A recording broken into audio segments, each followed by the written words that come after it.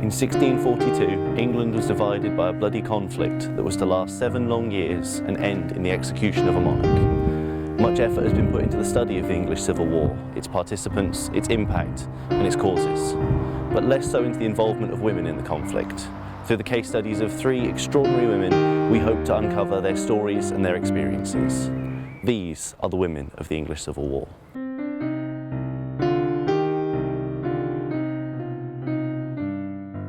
We now turn away from the open battles and sieges of the English Civil War towards a world of cloak and daggers for a look at espionage in the 17th century.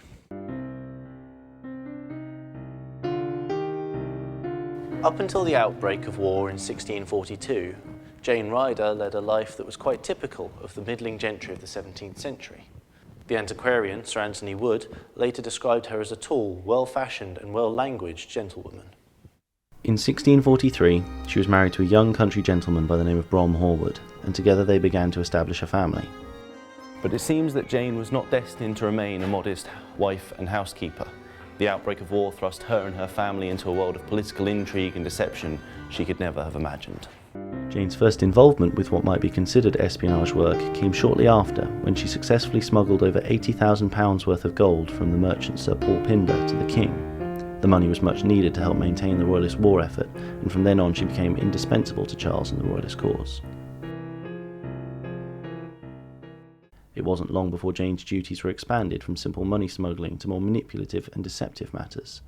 I think the war does have a radical effect on the position of women. There are going to be opportunities for them to be engaged in types of work that they might not have undertaken previously, that they might have more independence. But in June 1645, disaster struck the Royalist faction. The King's army was defeated decisively at Naseby, and Parliament's new model army wasted no time in finishing off the Royalist forces. With his military strength depleted and all seemingly lost, Charles gave himself up to the Scots early in 1646 and was swiftly imprisoned. After a failed escape attempt to the Isle of Wight, Charles was kept here at Carisbrooke Castle.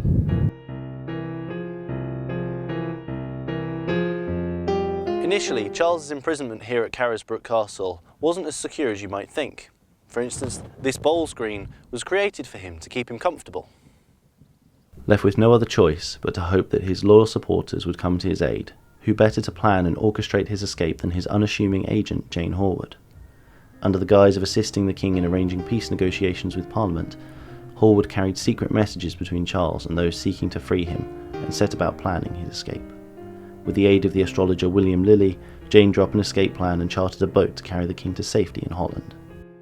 Jane based herself and her fellow royalists here at Netley Abbey, and under the guise of assisting the king with peace negotiations, she carried secret messages between him and those on the outside seeking to free him. However, the first attempt fell through when Charles was unable to slip through the bars of his cell. Before another attempt could be made, the security around the king was increased, and he was eventually moved to a more secure area of the castle. When the time eventually came to try again, the parliamentarian governor of the island, Sir Robert Hammond, had been made aware of the plans and caught Charles mid-escape. It seems that during her time working for the king, Jane and Charles developed an incredibly close relationship. In fact, their relationship may not have ended at politics. One letter sent by Charles during his imprisonment at Carisbrooke reveals an apparent sexual intimacy between the two, as they attempted to arrange illicit meetings and times when they could be alone together. As relations between the king and Parliament continued to deteriorate, further hopes of rescuing him began to fail. His execution in 1649 brought with it the end of an era, the end of the Civil War, and the end of Jane Whorwood's time as a royalist spy. Though Jane's life of cloaks and daggers may have ended, her ordeals and conflict with Parliament had not quite come to a close. She was briefly imprisoned for her use of bribery in the Bannister case, and was eventually freed. What was waiting for her when she returned home in 1651 was an abusive husband from whom she had been estranged for so many years. In the summer of 1684, Jane Whorwood died in obscurity, leaving behind only an impoverished daughter and the legacy of her wartime exploits. But these women are just a minute part of the whole picture of the English Civil War. There are countless others just like them, with similarly incredible lives, Their stories are just waiting to be told.